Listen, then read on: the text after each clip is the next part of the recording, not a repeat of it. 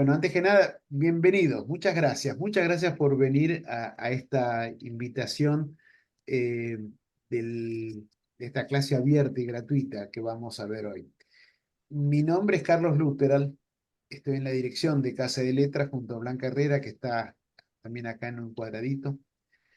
Eh, para quienes no conocen, les doy la bienvenida a la presentación del curso El arte de narrar tus ideas. O sea, la clase abierta va a ser sobre ese curso en particular.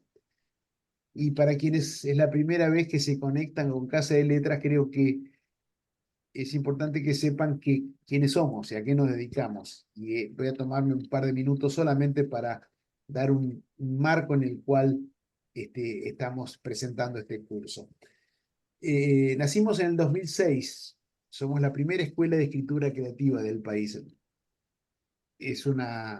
Jurídicamente somos una asociación civil sin fines de lucro, pero de tinte privado. Vale decir que el año que viene cumplimos 20 años de existencia. Ofrecemos desde entonces básicamente un programa formativo en escritura narrativa, hoy día de 3 años de duración. Al principio fue solamente presencial, teníamos una sede en la calle Avenida Belgrano y Perú, en el centro de Buenos Aires. A partir del 2013 incorporamos esta modalidad online asincrónica en una plataforma Moodle y coexistieron ambas modalidades online hasta la pandemia, donde lamentablemente tuvimos que suspender las actividades de forma presencial y nunca las volvimos a retomar, porque la gente se acostumbró básicamente a trabajar desde su casa, manejando sus tiempos, sus horarios. Entonces el programa formativo lo ofrecemos únicamente en la modalidad online asincrónica. La misión de Casa de Letras la definimos como escritores formando escritores, o sea, la idea de ayudarlos a toda aquella persona que interese iniciarse o que ya esté iniciada, pero que quiera profundizar el oficio de escritor. Para eso está este programa formativo que está impartido siempre por escritores, básicamente. Son todos escritores las personas que participan en las clases de Casa de Letras. Y complementariamente a este programa formativo, ofrecemos una serie de cursos más breves, más cortos, específicos, puntuales, como el que estamos presentando hoy, que es el arte de narrar tus ideas. La clase de hoy es una clase de presentación en una modalidad que no va a ser la que va a ser el curso, porque está el profesor en vivo, va a hablar él en vivo, en directo, sobre un tema en particular, que él lo llamó 3 claves para pensar un documento propio. Bueno, creo que como introducción esto es suficiente. Me queda presentar a Nicolás Mavrakis, que es el que va a conducir esta clase abierta y el curso, y hago una breve síntesis de quién es. Es autor de varios ensayos: La utilidad del odio, una pregunta sobre Internet; Houellebecq, una experiencia sensible; Byung-Chul Han y lo político, una historia de la noche y otras técnicas, entre otras cosas. Es uno de los creadores de la revista Paco y conduce el podcast Mirando Castillos, y durante muchos años ha escrito en varios medios, en La Nación, en Revista Eñe, en Infobae y en otros más. Bueno, yo les agradezco nuevamente la participación. Al final de la clase vamos a estar abiertos para todo tipo de preguntas, consultas sobre la metodología, sobre los contenidos, sobre lo que quieran. Eh, La clase es para eso. Eh, bueno, sin más, les doy la palabra a Nicolás. Cuando vos quieras, la audiencia es toda tuya. Bueno, ¿qué tal? Buenas tardes. Espero que les vaya bien. Gracias por conectarse. Primero voy a compartir para que podamos charlar hoy unas filminas, como se decía,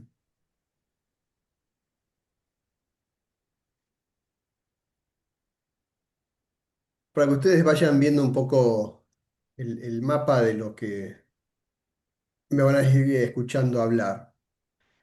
La idea es dialogar ahora durante un ratito acerca de tres claves para pensar un argumento. Un argumento que sea propio.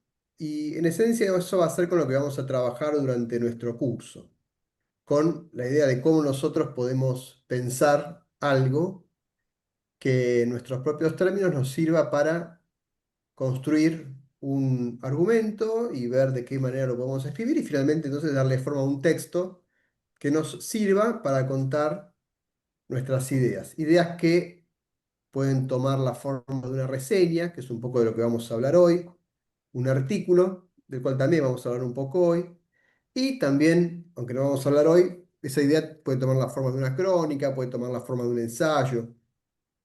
La idea es trabajar con algo que escape a las reglas de la ficción, pero que siga siendo escritura y que nos sirva para, bueno, discutir, para proponer, para compartir nuestras ideas con quienes pueden estar interesados en conocerlas. Entonces, quizás sobre lo primero que podríamos hablar es sobre el concepto de una idea.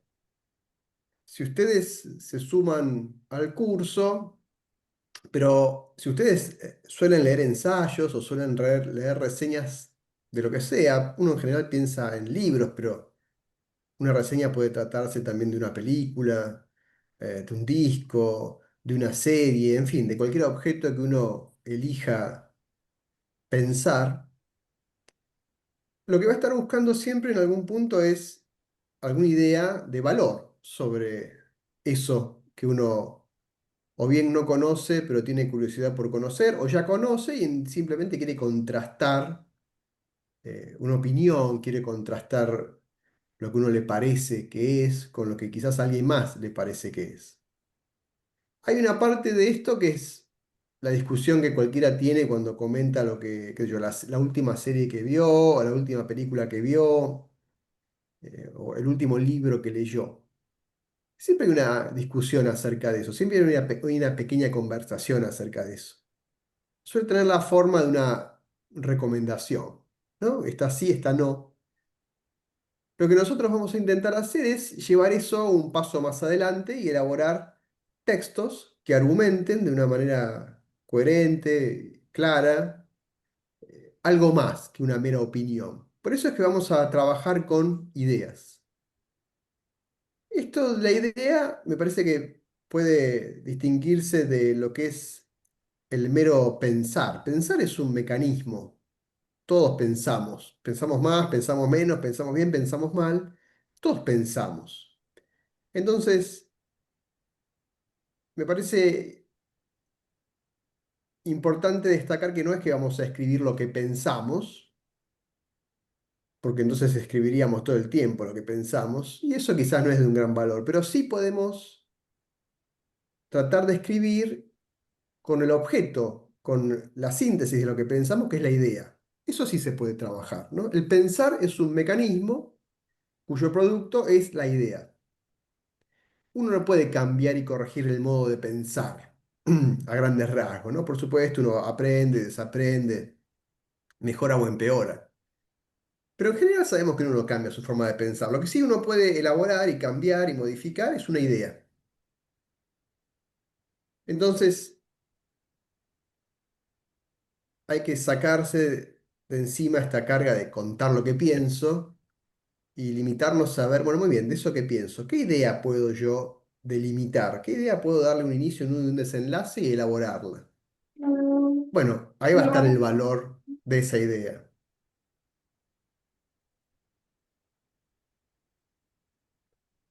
La segunda cuestión ahí va a ser cómo hacemos que esa idea se vuelva propia. Vieron que la propuesta es que tengamos tres claves para pensar un argumento propio. Bueno, ese argumento propio parte de una idea propia. ¿Pero qué es esto de una idea propia? ¿Qué es lo que vuelve propia a una idea? Bueno, es una pregunta delicada porque a veces uno cree que se le ocurre una idea o tiene una idea sobre algo, sobre lo que sea, pero en realidad esa idea, si uno la analiza con cuidado, no es más que la repetición,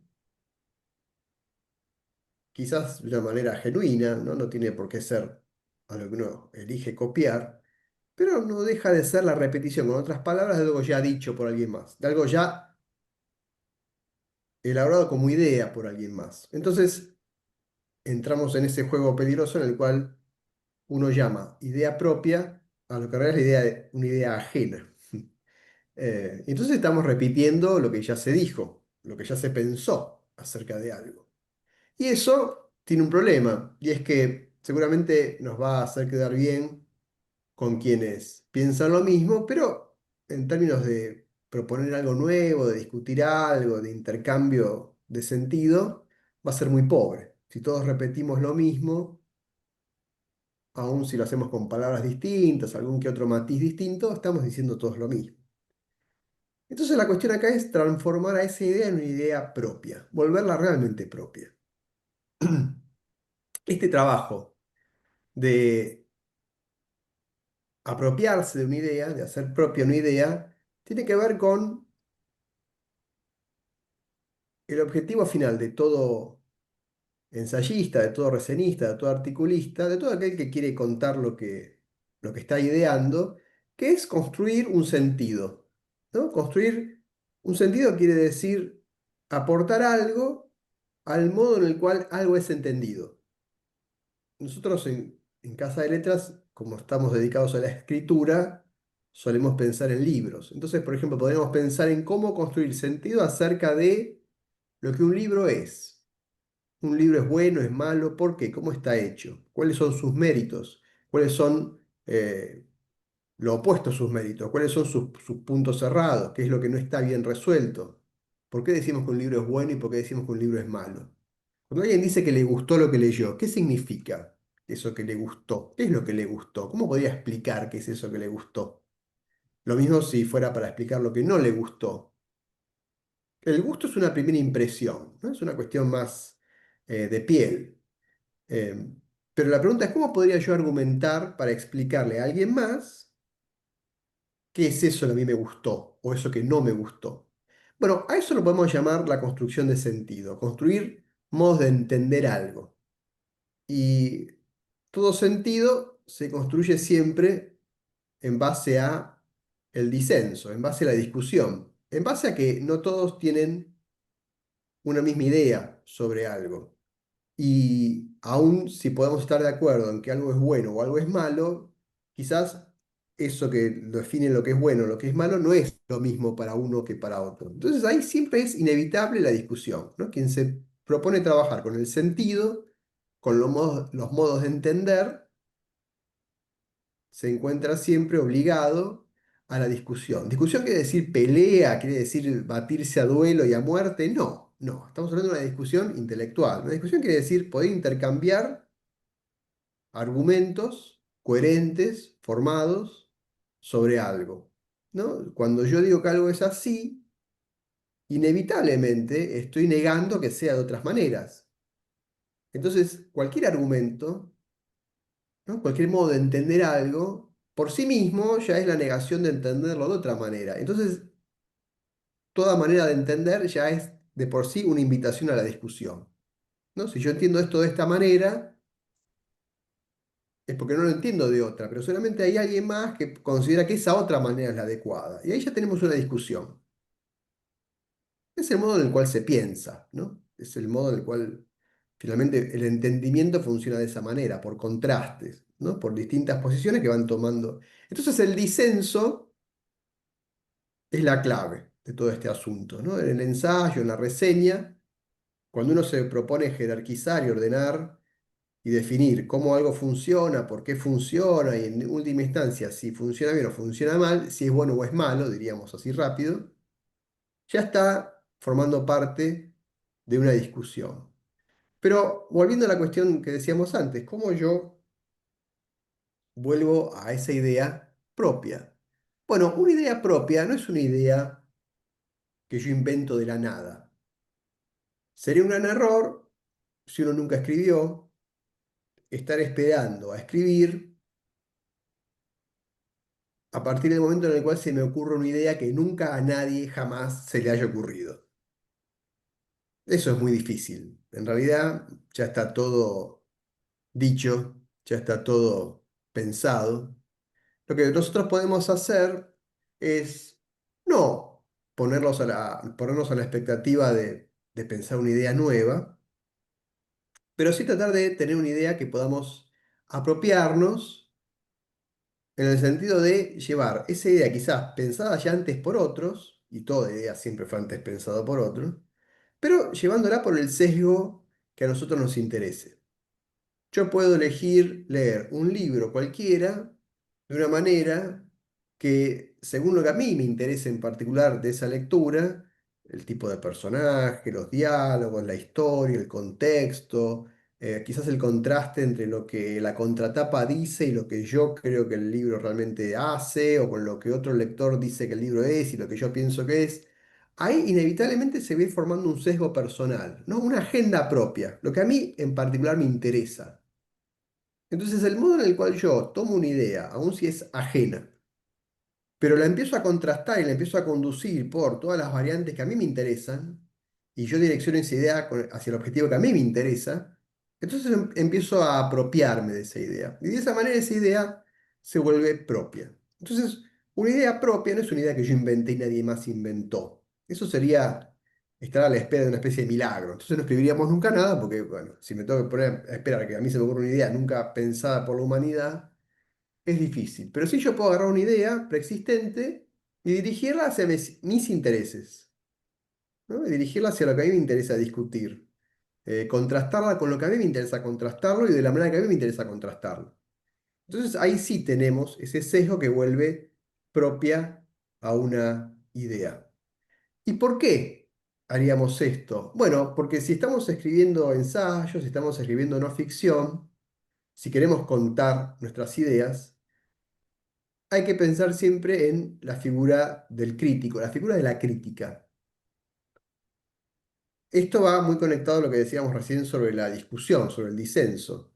Una idea, si siempre implica una discusión, una buena idea siempre implica una discusión, entonces una buena idea siempre es inevitablemente crítica. ¿Crítica quiere decir, señala lo que es malo? No. Crítica, una idea crítica, o el ejercicio de la crítica, quiere decir aquello que establece relaciones, aquello que vincula esto con eso, aquello que dice que esto funciona así porque hace esta otra cosa. Esto opera de esta manera porque a su vez opera de esta otra manera esta otra cosa. El crítico establece relaciones. Esas relaciones al final pueden derivar en una jerarquía, ¿no? ¿Por qué el Quijote es bueno? Bueno, es bueno porque en su contexto y porque lo que hizo y porque la novela de caballería, porque lo que hizo Cervantes, bueno, uno establece una serie de relaciones con las cuales se explica, en este caso, por qué el Quijote es una novela memorable en comparación con otras de su época que no lo son. Entonces, el que se dedica a escribir sus ideas, inevitablemente tiene que pensarse a sí mismo, empezar a pensarse a sí mismo como alguien que lleva adelante la crítica. Y la crítica no es decir que algo es malo, sino que la crítica es poder pensar y establecer relaciones. Y acá está la primera clave por un argumento propio, que es que más allá de lo que estemos pensando, si estamos pensando en la serie del momento, la película del momento, o lo que sea que nos interese pensar acerca de aquello que querramos elaborar una idea, casi siempre vamos a encontrar el motor para el punto de partida, digamos, de esa idea, el motor para empezar a elaborar la idea, casi siempre en contraste, ¿no? En contra de algo que ya se dijo. Pónganse en la situación en la cual uno le pregunta a otro qué tal tal película. Dice, no, esa película es espectacular, las actuaciones, la trama, es genial. Uno va a verlo y se clava con un bodrio espantoso. Y uno dice, un momento, ¿qué pasó acá? A mí quizás me hubiese dado lo mismo ver la película o no. Pero ahora que este dice que es genial y yo vi que no es genial, ya sé por dónde va a ir mi idea. Mi idea es justamente argumentar contra aquello que se dice. Esto de lo dado, en general, más que una opinión, porque uno no va casi nunca al cine por una opinión, Más bien va al cine porque las películas se promocionan. Las películas, los libros, las series, en fin, cualquier objeto cultural que tengan en mente, se construyen a partir de un discurso publicitario, de marketing. Y que en general vieron que, curiosamente, si uno lee la contratapa de todo libro, todas coinciden en que ese libro es genial. Ese libro es el mejor libro posible. No toda película estrenada es la mejor película, toda serie es la serie que hay que ver. Em, bueno, ahí lo que tenemos es el discurso de la publicidad. ¿Está mal que las cosas quieran venderse? No, está bien, es lógico, todo quiere triunfar en el mercado. En todo caso, nosotros podemos señalar algunas objeciones, ¿no? Esta quizás no es la mejor película, esta quizás no es la mejor serie, este quizás no es el mejor libro de cuentos de los últimos 50 años, ¿no? Que los que lo editan y lo escriben, lo crean, está bien, bueno, cada cual. Pero el crítico va un poco contra ese discurso dado, contra esa idea dada. Así que esa sería la primera clave, prestar atención a lo que se dice para empezar a poner la lupa en lo que no se dice. Ahí seguramente encontremos el primer germen de nuestra idea. Y una vez que tengamos esas ideas, entonces vamos a ir elaborándolas, esto lo vamos a ir viendo más adelante en el curso, a través de un argumento, que es qué es lo que decimos, y una retórica, que es cómo lo decimos, ¿no? La otra mitad de lo que vamos a decir es cómo lo vamos a decir. Yo puedo tener una gran idea, tener un hermoso argumento, muy convincente desde el punto de vista lógico, pero escribo aburrido, escribo mal. Bueno, eso que llamamos la retórica, el cómo escribo, es importante que funcione bien, que sea persuasivo. De hecho, todos sabemos que a veces las malas ideas triunfan sobre las buenas simplemente porque nos convencen más. Entonces, bueno, con el ensayo, la reseña pasa lo mismo. Yo puedo tener una gran idea, pero si la escribo mal, si no le pongo un poco de arte a eso, la cosa no va a andar.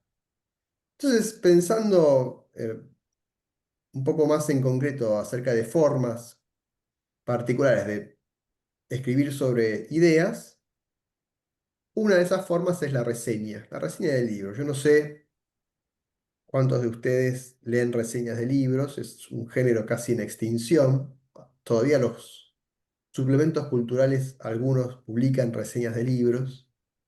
Em, la semana pasada, no, la semana anterior, la Associated Press contó que a partir de septiembre ya no va a publicar reseñas de libros porque no la consideran una forma rentable ni atractiva. Em, es verdad, yo no digo que leer reseñas de libros sea lo más emocionante del mundo, pero en algún punto de lo que se trata es de ver cómo ese pequeño género casi insignificante que traía ideas va desapareciendo. ¿Desaparece porque es aburrido? No, desaparece sobre todo porque no hay ideas. Si ustedes leen reseñas de libros, van a ver que casi siempre la reseña del libro, lo que ese crítico dice sobre el libro, coincide mucho con lo que el mismo libro dice que es, con lo que la misma contratapa dice que es. Con lo cual ahí tenemos un crítico que más bien está haciendo publicidad, ¿no?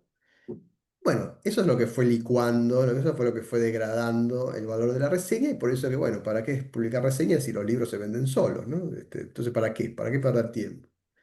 Bueno. Como pequeño gesto de resistencia, yo reivindico la reseña. Es una forma muy breve, me parece que es muy útil para que cualquiera que no se anima todavía a escribir algo más largo ponga en práctica el ejercicio de escribir una idea propia sobre algo. Yo escribo reseñas sobre libros, pero se pueden escribir reseñas sobre cualquier cosa que ustedes tengan interés en reseñar. Y es un género bastante noble. Y tiene un objetivo clave, que es el que todavía, donde se publica, se sigue sosteniendo, que es, aun si quizás ya no preocupa a nadie, establecer jerarquías, ¿no? La idea de las reseñas de libros en los suplementos culturales es que salen muchos libros y las reseñas nos van a ayudar a saber cuáles son buenos y cuáles son malos. Y eso en algún punto ideal ayudaría al lector a que elija mejor. Todos sabemos que nadie debería buscar un libro o dejar de buscar un libro por lo que diga ningún reserista, pero ese era el objetivo original, ¿no? Establecer jerarquías. Quizás hoy ya nadie vaya a elegir un libro o dejar de elegir un libro por lo que diga un resenista, pero seguro que siguen existiendo libros buenos y libros malos. La pregunta es qué tanto margen hay para señalar eso, ¿no? Eh, Sobre todo para señalar los que son malos, porque los que son buenos, todo el mundo son buenos, todo el mundo está de acuerdo que es bueno, pero lo que es malo, eso siempre entra, ¿no?, en la zona incómoda de la crítica. Por eso que es un discurso, el de la reseña, es un texto, el de la reseña, que es absolutamente opuesto al de la publicidad. La publicidad quiere que uno compre y está muy bien, ¿no? Yo también, si hago un libro, quiero que lo compren. Entonces, voy a tener un discurso publicitario. Este es el mejor libro alguna vez escrito en la faz de la Tierra. Bueno, muy bien. Pero el crítico y la reseña están, como decíamos, para discutir un poquito eso, a ver si están así. Entonces, esa es la razón por la cual la reseña se opone por sí misma a la publicidad. Y así le fue, ¿no? A la reseña la están sacando, está desapareciendo. Es una lucha un poco perdida, pero no deja de ser una causa noble. Bueno, ahí entonces podemos pasar a el modo en el cual podemos pensar un poco en el argumento de lo que vamos a escribir. Hay, fíjense, tres grandes formas de argumentar. Y la última es la paradójica, por eso que ahí tenemos a Borges. Eh, la primera forma es la del argumento positivo. El argumento positivo es el que dice lo que algo es, ¿no? Yo cuando digo que argumento positivamente, ustedes van a ver si participan del curso, ahí está explicado y demás. Pero el argumento positivo es el que dice que lo que algo es. Esto es así. Por eso que se llama positivo, porque yo por la positiva defino algo. El otro es el argumento negativo, es el opuesto. Esto no es eso, ¿no? Yo en vez de afirmar, niego. Mi argumento se compone de la negación de algo. Y después está el argumento paradójico, que es el que usaba Borges en sus ensayos. Borges es un gran recenista de libros, pero es también un gran ensayista. Y él solía trabajar con el argumento paradójico, que es la combinación del positivo y el negativo. Es decir, argumentos que afirman algo para después negarlo o niegan algo para después afirmarlo. Por eso que mucho del ensayo de Borges trabaja, por ejemplo, con las paradojas del tiempo y el espacio y la realidad, ¿no? La idea es siempre que lo que uno entiende que es el fundamento de la realidad, por una serie muy particular de paradojas que Borges solía pensar y escribir acerca de ellas, bueno, no es la realidad, ¿no? La realidad entonces carece de sentido, carece de fundamento. Ahí tenemos la paradoja. No hay realidad, pero efectivamente estamos en alguna realidad. Bueno, ese es un modo de argumentar típicamente borgiano. La reseña, una vez que uno elige el modo en el cual va a argumentar, por ejemplo, yo voy a decir que esta serie hace esto, ¿no? Voy a argumentar por la positiva. Esta serie es esto. Eh, el argumento me parece una forma muy noble y muy útil para, sobre todo para el principiante, porque tiene tres partes muy simples, muy didácticas, obligatorias, y justamente como son tres partes, nos ahorra bastante el trabajo para llegar a la tercera, que es la que realmente amerita un esfuerzo. La primera parte es la parte informativa, como toda reseña, si alguna vez ustedes leyeron alguna, nos cuenta primero cuál es la novedad, ¿no? Nos informa acerca de un libro nuevo, de tal autor, de tal autora, publicado en tal lugar, en fin, es la parte periodística de la reseña. Después viene una parte descriptiva, que es, bueno, muy bien, salió este libro de tal autor, publicado en tal lado, ganador de tal premio, etcétera, etcétera. La parte descriptiva es, bueno, una vez que se nos cuenta que es algo, vamos a describirlo. La novela es una novela, por ejemplo, trata sobre esto, en esta época, con estos personajes. Se nos cuenta un poco la trama. Hasta ahí es casi un discurso publicitario periodístico. Después viene la parte clave, que es la parte crítica, la parte en la cual, habiendo presentado la novedad y habiendo contado de qué se trata, porque como son libros nuevos, los lectores no los conocen, bueno, entonces tenemos que sí ahí hacer el uso de una idea que nos permita hacer una lectura crítica de ese, por ejemplo, libro o serie o película o lo que fuera. Crítica quiere decir, voy a decir lo que está mal. No, insisto, crítica es poder pensar. en tanto que lector crítico, en tanto que reseñista, qué es lo que realmente ese libro hace y cómo lo hace y por qué. Esa es la idea crítica. Esa es una idea crítica, no una idea que critica en el sentido de eso está mal, sino una idea que explica, en todo caso, por qué eso está mal, pero también explica por qué eso está bien, por qué funciona bien. Em, Así que, en todo caso, podríamos pensar en qué es, ¿no? ¿Para qué? ¿Para qué hacemos esto? ¿Qué es lo que hace la reseña? Bueno, la reseña va a hacer eso. En la medida en que yo pueda contar cómo algo funciona y valorar positiva o negativamente el modo en que algo nos da a entender otra cosa más, el modo en cual se entiende algo, toda novela, toda película, toda serie, no deja de ser, además de un objeto de arte, también un modo de entender la realidad. En la medida en que yo pueda elaborar ideas sobre eso y compartirlas y explicarlas con claridad, lo que voy a hacer es incentivar o poner en marcha a veces, cuando no hay, una discusión. En este caso, si se trata de libros, una discusión literaria, ¿no? Yo voy a poner en marcha a través de una buena reseña la discusión literaria. ¿Qué quiere decir la discusión literaria? Bueno, que se va a empezar a conversar de manera argumentada entre lectores a los cuales se supone que les interesa eso y escritores que les interesa mucho más que a los lectores eso. ¿Qué se escribe? ¿Qué se escribe? ¿Sobre qué se escribe? ¿Sobre qué no se escribe? Y sobre lo que se escribe, ¿qué se dice?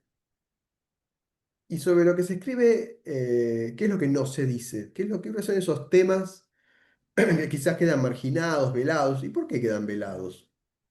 ¿Por qué todos celebran algo? ¿Qué es lo que se está celebrando ahí? ¿Por qué nadie, por ejemplo, mira tal otra cosa? ¿Qué habrá ahí que es tan incómodo? ¿Qué habrá allá que es tan cómodo celebrarlo? Bueno, eso es parte de la discusión literaria. O la discusión del cine y demás, ¿no? O de las series o de lo que ustedes piensen que vale la pena dedicarle una idea para una reseña. Eso tiene que ver, creo yo, con una demanda legítima de los lectores o de los televidentes o ¿no? de los que van a finalmente encontrarse con esos objetos.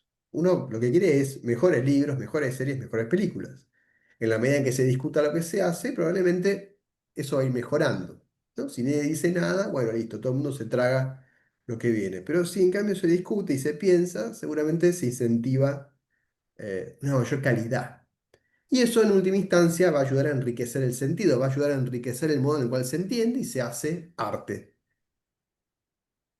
Ahora bien, si la reseña es algo que nos puede resultar demasiado simple o bueno, es una forma que uno practica dos, tres veces y ya está, podemos pensar en el artículo. El artículo es un texto un poco más largo eh, y en la medida en que es un texto más largo que nos permite hacer más cosas, nos va a permitir también redefinir, y esta es una segunda clave para pensar un argumento propio, redefinir al lector, redefinir a quién le estamos escribiendo. Y cuando pensamos en a quién le estamos escribiendo, si la reseña es para aquel que busca enterarse de cuáles son las novedades literarias o de lo que fuera, el artículo en cambio busca un lector que se redefine a partir de otra búsqueda, que quizá no tiene que ver con la novedad, sino que tiene que ver con otra cosa. Por ejemplo, con el modo en que tal obra, tal película, tal novela, lo que sea, trabaja con su contexto histórico, político, económico, etcétera. Y a partir de ahí le interesa qué discusión pone en marcha ese objeto, libro, novela, película, serie, etcétera.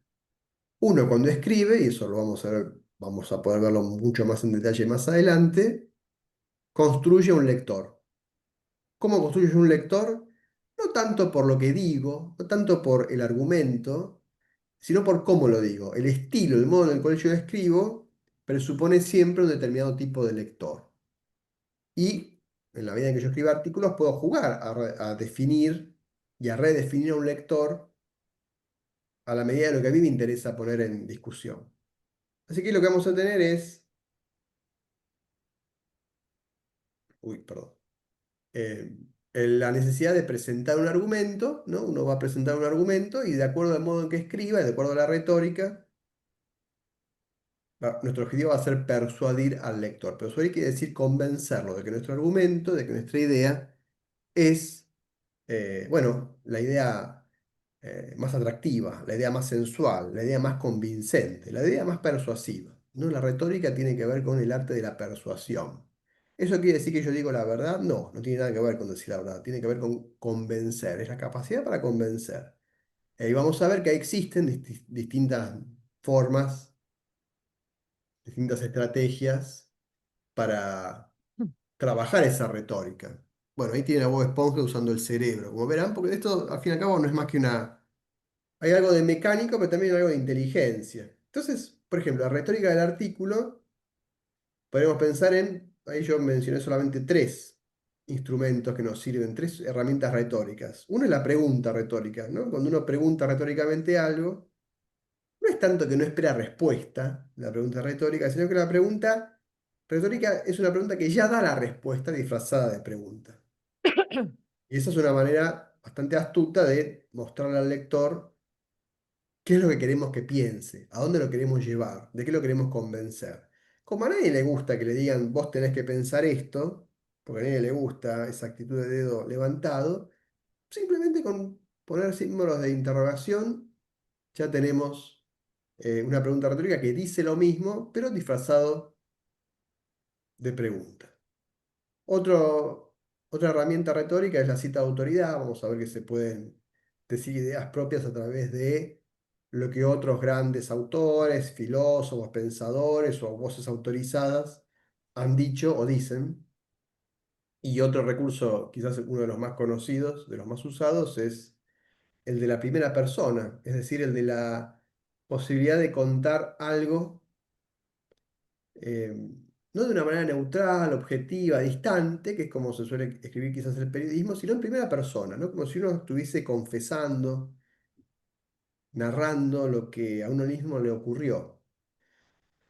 Por supuesto que eso es retórico, ¿por qué? Porque a veces yo puedo usar la primera persona para contar cosas que no me pasaron, pero que yo sé que si las escribo como si me hubiesen pasado, van a ser más persuasivas. Entonces acá no se trata tampoco, por eso yo decía, no se trata de contar la verdad, sino que se trata de ver de qué manera yo persuado mejor a mi lector. Y a veces una manera muy eficiente de persuadir es contar las cosas en primera persona. Eso provoca una cercanía, una expectativa distinta, un efecto distinto. Se puede llamar empatía, morbo, curiosidad, pero el efecto siempre es de atracción. ¿Qué es lo que el artículo puede hacer, para ir terminando, a diferencia de la reseña? Bueno, si la reseña trabaja con un objeto en particular, ¿no? Una película, una serie, un libro, el artículo en cambio puede trabajar con varios, puede relacionar unos y otros, incluso puede relacionar cosas distintas, ¿no? Una película con una serie, pongamos. Eh, También va a trabajar con un lector más, mejor dicho, menos previsible. Como decíamos antes, si el lector de la reseña es aquel que está buscando inevitablemente enterarse de la novedad del libro y de cómo está hecho y demás, bueno, el artículo es un lector más imprevisible. Entonces yo puedo jugar con distintos estilos, distintos tonos, que justamente vayan adaptándose a expectativas distintas de un lector. ¿Sé yo quién me va a leer? No, nunca sabe uno quién lo va a leer, pero sí yo puedo escribir como si me imaginara a alguien que quizás coincide conmigo o no coincide para nada conmigo, un lector que conoce lo que le hablo o un lector que no conoce para nada lo que le hablo, un lector que necesita que yo le explique con mucho detalle todo, o un lector más entendido que necesita que le explique menos todo. Bueno, ahí es donde uno va construyendo, ¿no? De manera abstracta, idealizada a ese lector, ¿no? Es un modo de escribir, no tiene nada que ver con el lector que después va a leer, va a leer cualquiera y uno no puede saber quién. Pero eso no impide que uno construya lectores a la medida de lo que quiere discutir o lo que quiere conversar, ¿no? A la medida de esa idea que uno quiere poner en juego. Por eso es que el artículo va a ir ganando, en términos ahora ya más retóricos, distintos tonos que uno puede elegir cuál trabajar. Casi siempre el que va a escribir su idea es porque se ha dedicado por obligación o por placer a leer reseñas, a leer artículos, a leer ensayos, o incluso porque escribe, porque tiene que, por trabajo, por obligación, tiene que hacerlo. Entonces vamos a ver que hay tonos, uno puede escribir un tono más de divulgación, ¿no? Que es una especie de forma de contarle lo que yo sé a los que no lo saben, pero quieren saberlo. Eso es un poco la divulgación de la ciencia, por ejemplo, ¿no? Un científico le cuenta ciencia a los que quieren saber de qué se trata, pero no saben ciencia. Bueno, lo mismo se puede hacer con cualquier otro objeto. Yo puedo hablar de cine sabiendo de cine, pero para quienes no saben de cine y quieren saber. Entonces voy a usar un tono de divulgación. También puedo hacer algo distinto y escribir pensando en lectores especializados, con lo cual yo voy a usar un tono especializado, más académico, más profesional. Esos son todas elecciones absolutamente libres de cada uno.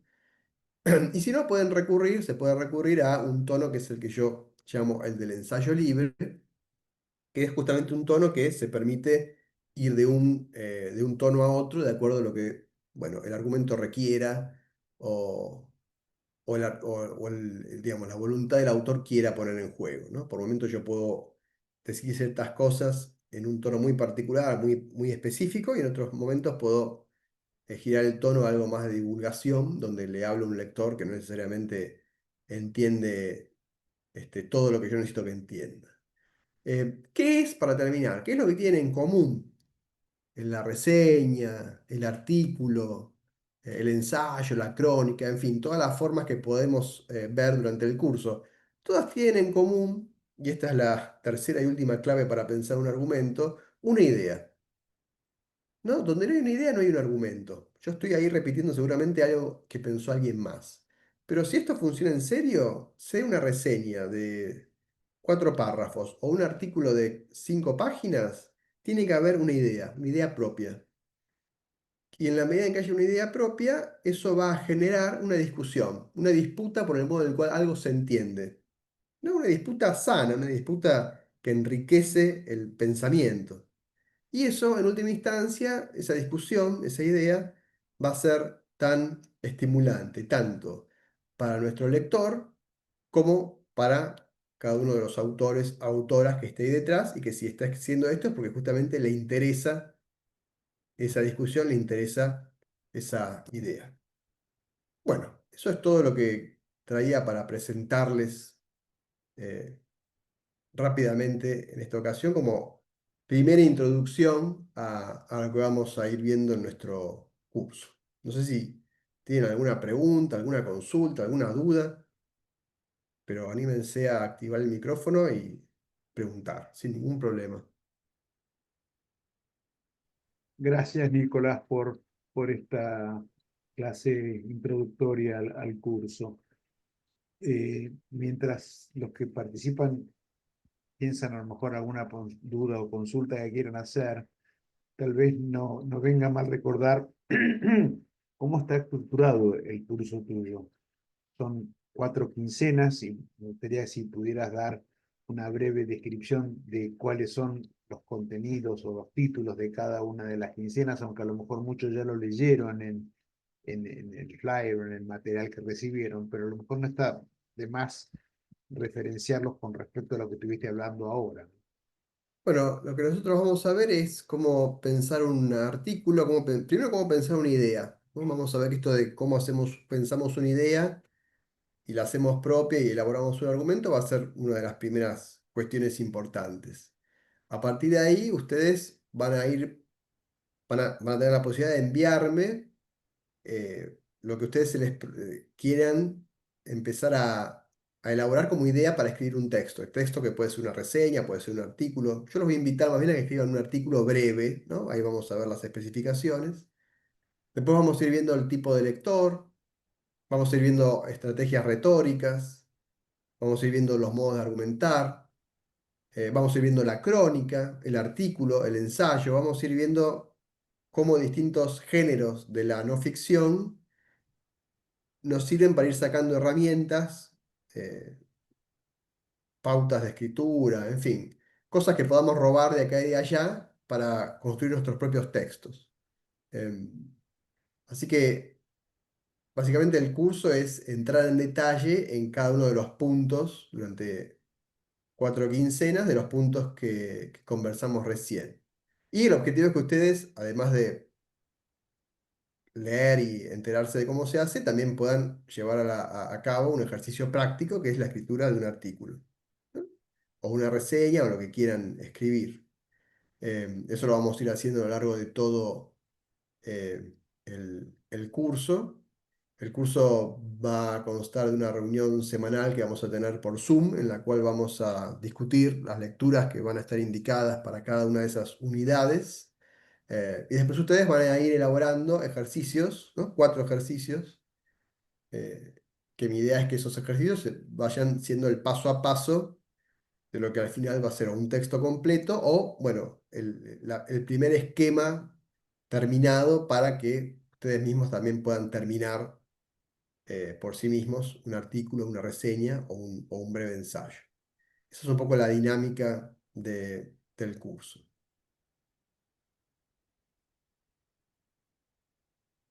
El curso, el curso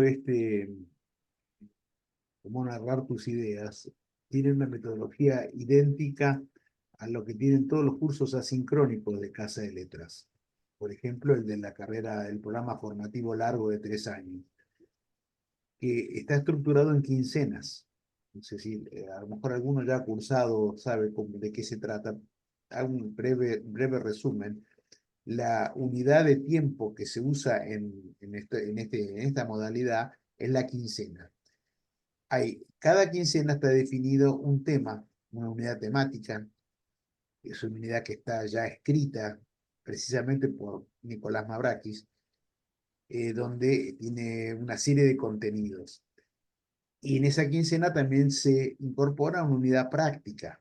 Esa vendría a ser la unidad teórica y una unidad que no es teórica, porque eso son 20 o 30 páginas de algunos conceptos con muchos ejemplos, es muy dinámico, muy ágil, muy ameno de leer.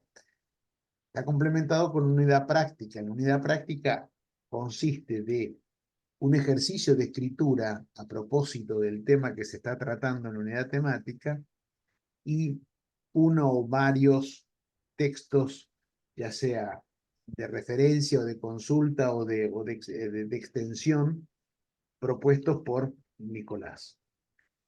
Eh, Esa es la propuesta de la quincena. Ahora, durante la quincena hay tres instantes claves. En la primera semana de la quincena hay una video reunión en vivo, que es la única actividad en vivo sincrónica que ofrece el programa, que es una reunión de todos los participantes con el profesor, donde se analizan básicamente los textos que fueron sugeridos como lectura, sin perjuicio que pueda aprovecharse para comentarse cualquier cosa relacionada con el curso. La segunda instancia es la producción del ejercicio práctico propuesto en la unidad práctica. Hay un momento para entregarlo, que es el lunes de la segunda semana de la quincena. Y el tercer momento es la devolución personalizada a través de una videocorrección de ese ejercicio que entregaron el lunes de esa semana. Eso sucede el viernes a la noche de la segunda semana. El sábado se vuelve a subir la unidad siguiente y así las cuatro unidades. En el medio hay foros que funcionan permanentemente, donde ahí pueden expresar sus dudas, sus consultas. Nicolás las va a contestar si son relacionadas con el contenido.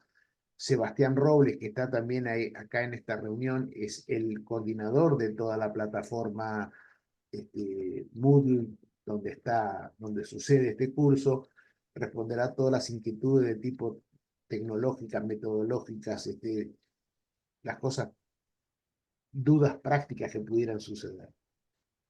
Eh, no quiero extenderme más porque está muy explicado en todos los papeles que están dentro del sitio web, y que pueden consultarlos todas las veces que quieran. Es sumamente amigable, sumamente fácil la interfase del trabajo. No creo que a esta altura nadie tenga problemas. Ahora sí, le dé la oportunidad a quienes quieran preguntar lo que quieran sobre lo que habló, lo que no habló, lo que quisieran saber. Está abierto.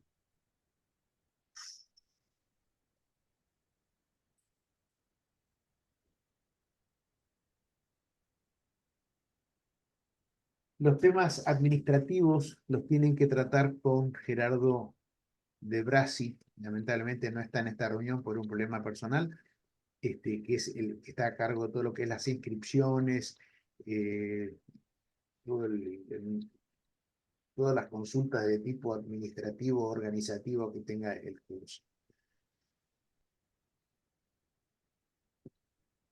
Bueno, yo terminaría diciéndoles que me parece que si ustedes leen, si ustedes ven series, si ustedes ven películas, si ustedes participan, como estamos todos casi forzados en cualquier mesa familiar, a escuchar lo que alguien opina sobre otra cosa, seguramente tendrán en algún punto la necesidad de elaborar con claridad y decir algo acerca de eso que siempre estuvieron rumiando. Bueno, este curso para mí es la oportunidad ideal para quien no tiene experiencia en hacerlo, pero lo quiere hacer. Y les garantizo que simplemente con la voluntad de leer y pensar un poco se puede hacer. No es nada extraordinario, ¿no? Requiere una serie de pasos, algunas técnicas, algún secreto que en el curso creo que podemos trabajar todos muy bien. Así que, bueno, espero nos veamos más adelante y empecemos a trabajar. Sí, el tema es apasionante, ¿no? El hecho de poder estar en condiciones de poder pensar la idea, de poder cómo transmitirla de una manera interesante, que provoque un cambio en algo, en alguna cosa, ¿no? Ya sea literaria, de cualquier disciplina puede ser, ¿cierto? Ahí está abierto el campo, ¿no? Además, el ejercicio de la persuasión del otro al transmitirle algo es una cosa propia de la no ficción, ¿no? Que aquellos que se mueven o nos movemos dentro de la narrativa, el cuento, la novela, la persuasión, eh, la necesidad de hacer valer el propio argumento y de convencer es un ejercicio que sirve para, para escribir estas cosas que son tan valiosas, pero también, nada, para la vida misma, ¿no? Sí, sí, desde ya. Bueno, se trata de captar la atención del lector.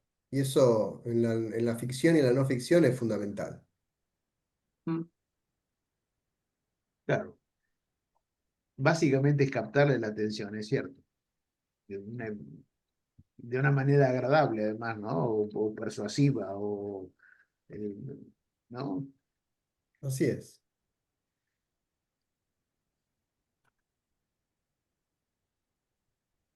Bueno, si no, no hay más preguntas, si no hay nada, no hay preguntas o dudas que quieran consultar, que no se les ocurre ahora, pero que se les ocurra después, no tienen más que comunicarse a través de WhatsApp con Gerardo, por mail o por cualquier red social de las nuestras, y con todo gusto estamos a disposición. Se agradecemos desde ya muchísimo que nos ha dado la oportunidad de presentar esto. Y a Nicolás agradecerle un montón que haya puesto luz sobre algunas cosas que nunca está mal saber. Bueno, Bueno, los despido, les agradezco y ojalá nos veamos en la lucha. Muchas gracias. Gracias cuídense, a hasta luego. todos, Gracias. gracias a todos.